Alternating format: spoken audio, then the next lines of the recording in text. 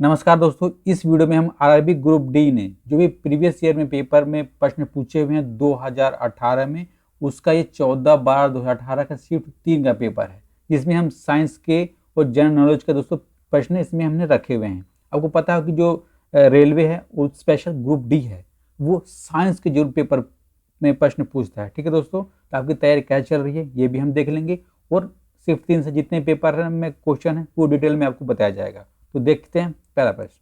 What energy is contained in A raised hammer, यानी कि उठे हुए हथौड़े में कौन सी ऊर्जा निहित होती है। दोस्तों आप देख रहे होंगे, अगर हथौड़ा हमने उठा लिया तो उसमें मांसपेशीय ऊर्जा नहीं होगी, इसमें कौन सी ऊर्जा होगी, उसमें होगी स्थिति ऊर्जा। ठीक है, इस प्रश्न का यही सही जवाब है। और ऐसा ही प्रश्न आरआरबी ग्रुप डी पूछता है, तो देख लीजिएगा कैसी आपकी तैयारी है।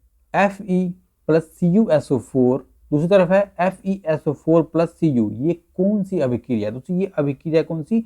ये अभिक्रिया ऑप्शन नंबर सी यानी कि विस्थापन अभिक्रिया है। ये स्वतंत्रता हेतु भारत के संघर्ष के दौरान निम्नलिखित में से किसने केसरी और मराठा नामक जो समाचार पत्र था उसको निकालने का काम किया था? अब देखिए दोस्तों, ये बहुत ही मशहूर नेता रह चुके हैं। नेता क्या नाम था? ऑप्शन नंबर डी में दिख रहे हैं, बाल गंगाधर तिलक। अब देखिए, जो केसरी नाम का जो समाचार पत्र था उसको 1881 में लॉन्च किया गया था, और ये जो समाचार पत्र है ये मराठी भाषा में छपता है। कौन सी दोस्तों? मराठी भाषा में। भाषा भी बता दिया, ईयर भी बता दिया। अब देखिए, जो मराठा नामक का समाचार पत्र है ये इंग्लिश भाषा का समाचार पत्र है। Okay, which of the following plant is not produce from wild garbage, यानी कि निम्नलिखित में से कौन सा पौधा जंगली पत्ता गोभी से उत्पन्न नहीं होता है? दोस्तों आप देख रहे होंगे कि जो ब्रोकली है ये भी गोभी की तरह होता है, गांठ गोभी भी गोभी की तरह होता है, और जो कर्म साग है कुछ कुछ गोभी की तरह होता है, लेकिन जो मूली होता है वो गोभी की तरह नहीं होती। इस प्रश्न का सही जवाब मूली। ओके, निम्नलिखित में से कौन सा ऑक्साइड उभयधर्मी है? तो उभयधर्मी ऑक्साइड ऑप्शन नंबर सी में दिख रहा है, एल्युमिनियम ऑक्साइड, जिसका रासायनिक सूत्र अक्सर पेपर में पूछा जाता रहा है। इसका जो रासायनिक सूत्र है वो है Al2O3, इसका रासायनिक सूत्र है। ठीक है, अब देखिए, इसका अगर मोलर मास पूछे तो वो है 101.96 ग्राम पर मोल, इसका मोलर मास है। ठीक है, अगला, what is the formula of sodium carbonate, यानी कि जो सोडियम कार्बोनेट होता है उसका रासायनिक सूत्र क्या है? तो इसका रासायनिक सूत्र होता है Na2CO3, इसका रासायनिक सूत्र होता है सोडियम कार्बोनेट का। और इसको अगर हम बॉईल करेंगे, इसको हम उबालेंगे, तो इसका टेम्परेचर होना चाहिए 1600 डिग्री सेल्सियस पर ये उबल जाता है सोडियम कार्बोनेट। ठीक है, repo rate, reverse repo rate and cash reserve ratio are decided by whom at regular intervals, यानी कि रेपो दर, रिवर्स रेपो दर और नगद रिजर्व अनुपात नियमित अंतराल पर किसके द्वारा तय किया जाता है? इसकी तय कौन करता है? तो इसको दोस्तों नियमित अंतराल पर तय करता है हमारा देश का बैंक है, उस बैंक का नाम है ऑप्शन नंबर डी, यानी कि भारतीय रिजर्व बैंक इसको तय करता है। ओके, मास इनटू एक्सीलरेशन, यानी कि द्रव्यमान गुण त्वरण बराबर क्या होगा? दोस्तों एक फॉर्मूला है, वो पेपर में पूछा जाता है। तो बल बराबर मास इनटू एक्सीलरेशन होता है। Okay, which of the following metal can be cut with a knife, यानी कि निम्नलिखित में से किन धातुओं को चाकू से काटा जा सकता है? अब देखिए, बहुत ही इंपॉर्टेंट प्रश्न है, और रेलवे के लिए तो खास ये प्रश्न है, और ग्रुप डी में तो अक्सर ही पूछा जाता है। अगर 5 पेपर हुए हैं ग्रुप डी के, तो उसमें से जरूर पूछा जाएगा, 5 के बाद एक बार जरूर पूछा जाएगा इसमें। ठीक है दोस्तों, अब देखिए, इस प्रश्न का एकदम सही जवाब है क्या? ऑप्शन नंबर सी, यानी कि लिथियम, सोडियम और पोटेशियम। बहुत ही इंपॉर्टेंट प्रश्न है। आणविक विज्ञान में ऊर्जा को अक्सर डैश वाल्ट की इकाइयों में व्यक्त किया जाता है। दोस्तों अब देखिए, अगर आणविक विज्ञान में अगर पूछे कि ऊर्जा को किस में व्यक्त किया जाता है, यानी कि उसकी यूनिट क्या है, किसकी आणविक विज्ञान में ऊर्जा की यूनिट होगी क्या? ऑप्शन नंबर ए, यानी कि इलेक्ट्रॉन उसकी यूनिट होगी। Okay, Yamuna in a tributary of which major river of India, यानी कि यमुना भारत की किस प्रमुख नदी की एक सहायक नदी है? अब देखिए दोस्तों, यमुना बहुत इंपॉर्टेंट नदी है, ये आपको नाम कहाँ सुना होगा आपने, दिल्ली में इसका नाम सुना होगा, बहुत ही गंदी नदी हो चुकी है। ठीक है, अब देखिए ये किसकी सहायक नदी है, तो इस सहायक नदी है ऑप्शन नंबर सी, यानी गंगा नदी की सहायक नदी है। और ये गंगा में कहाँ मिलती है, तो गंगा में मिलती है इलाहाबाद, और इलाहाबाद का पेंटम का नाम क्या है, इसका नाम है प्रयागराज में मिलती है। Okay, how many naturally occurring inert gas are there in the modern period table, यानी कि आधुनिक आवर्त सारणी में प्राकृतिक रूप से मिलने वाले कितनी अक्रिय गैस हैं। अब देखिए दोस्तों, प्राकृतिक रूप से मिलने वाले अक्रिय गैस कितने हैं, कहाँ पर, तो हमारे मॉडर्न पीरियोडिक टेबल में। तो इस प्रश्न का सही जवाब है ऑप्शन नंबर ए, यानी कि 6, और टोटल अक्रिय गैस हैं 7। ठीक है, याद कीजिएगा कौन कौन से, तो दोस्तों हीलियम, नियोन, आर्गन, ठीक है, क्रिप्टोन, जेनोन, रेडन, और लास्ट है दोस्तों, लास्ट है ऑर्गेनिज्म। ठीक है, अब देखिए ये तो हमने देख लिया इसका जो परमाणु संख्या कितनी है, तो आपको पता होगा हीलियम की 2 है, नियोन की 10, आर्गन की 18, जो क्रिप्टोन है दोस्तों उसकी है 36, जेनोन की 54, रेडोन की 86, ऑर्गेनिज्म की है 118। ठीक है, ये लाइन से होते हैं और लास्ट में एकदम होते हैं, याद कर लीजिएगा। What is the relative molecular mass of water, यानी कि पानी का अपेक्षिक आणविक द्रव्यमान क्या होता है। बहुत ही इंपॉर्टेंट प्रश्न है और रेलवे में तो बार बार ये भी प्रश्न पूछा जाता रहा है दोस्तों। अब देखिए आमतौर पर आपको पता होगा कि जो भी तत्व होता है, ठीक है, वो जिसका उसका परमाणु संख्या जितना होता है उसका मास लगभग उसका डबल होता है दोस्तों। ठीक है, अब देखिए यहाँ पर जो पानी है, ठीक है दोस्तों, पानी का फॉर्मूला क्या होगा, उसका फॉर्मूला होगा H2O। अब देखिए तो जो हाइड्रोजन है, तो हाइड्रोजन इंटू इसका अगर द्रव्यमान करेंगे तो एक ही है, परमाणु संख्या भी एक ही है, तो एक ही रहेगा, और 2 है तो 2 से गुना हो गया, कितना हो गया दोस्तों, ये हो गया 2। अब देखिए जो ऑक्सीजन है इसकी परमाणु संख्या होती है 8, ठीक है, और इसका 2 से गुना करेंगे तो इसका द्रव्यमान निकल जाएगा। ठीक है दोस्तों, कितना निकल गया, ये निकल गया 16। अब देखिए अब H2O का अगर हम आणविक द्रव्यमान निकालते हैं तो 2 + 16 बराबर क्या होगा 18, यानी कि 18U।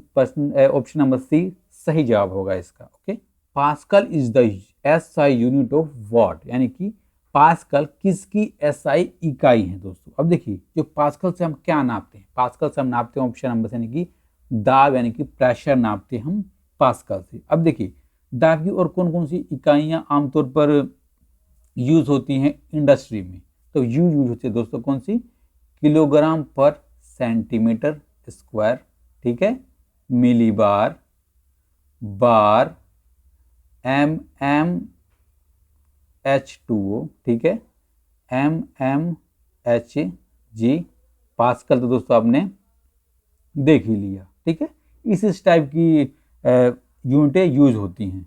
Okay, which of the following tissue gives flexibility to plants, यानी कि निम्नलिखित में से कौन सा ऊतक पौधों को लचीलापन देता है। दोस्तों जो पौधों को लचीलापन देता है वो ऊतक है कौन सा, स्थूल कोण ऊतक। और यही ऑप्शन है और यही प्रश्न है, रेलवे ग्रुप में पिछली बार पूछा गया था। Okay, what are the reproductive parts of flower, यानी कि पुष्प के प्रजनन भाग क्या हैं। अब देखिए पुष्प का जो प्रजनन भाग होता है, यानी कि 1 से 2 अगर पुष्प बनता है तो उसमें कौन कौन से भाग यूज होते हैं, तो उसमें यूज होते हैं पुंकेसर और अंडप। अब देखिए पुंकेसर और अंडप कहाँ पर है, ये है पुंकेसर, यानी कि दोस्तों ये है पुंकेसर, और ये है गोल में आप दिख रहा है यानी कि अंडप। ये इसमें बिंजांड होते हैं, इसको अंडप बोलते हैं और इसको पुंकेसर बोलते हैं। ठीक है, बहुत इंपॉर्टेंट प्रश्न है। In whose wall are the gastric glands present, यानी कि जठर ग्रंथियां किसकी भित्ति में उपस्थित होती हैं। दोस्तों जो जठर ग्रंथियां होती हैं वो उपस्थित होती है ऑप्शन नंबर बी, यानी कि पेट के जो वॉल होता है, जो भित्ति होता है उसमें उपस्थित होती हैं जठर ग्रंथियां। ठीक है, अब देखिए एक प्रश्न पूछा जाता है जो पेट से कौन सा अम्ल निकलता है दोस्तों, तो वो निकलता है H2SO4, यानी कि सल्फ्यूरिक एसिड निकलता है। Okay, who among the following is the chief architect of statue of unity, यानी कि निम्नलिखित में से स्टैच्यू ऑफ यूनिटी के मुख्य वास्तुकार कौन है। दोस्तों, जो स्टैच्यू ऑफ यूनिटी है ये कहाँ पर है, ये है गुजरात में और नर्मदा नदी के किनारे है। ठीक है, इसका मुख्य वास्तुकार यानी कि आर्किटेक्ट कौन है इसके, ये हैं ऑप्शन नंबर बी में दिखे हैं राम वी सुतार जी।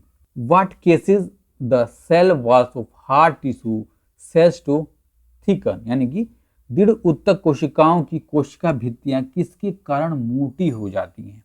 अब देखिए, इस प्रश्न का सही जवाब है ऑप्शन नंबर बी यानी कि लिग्निन।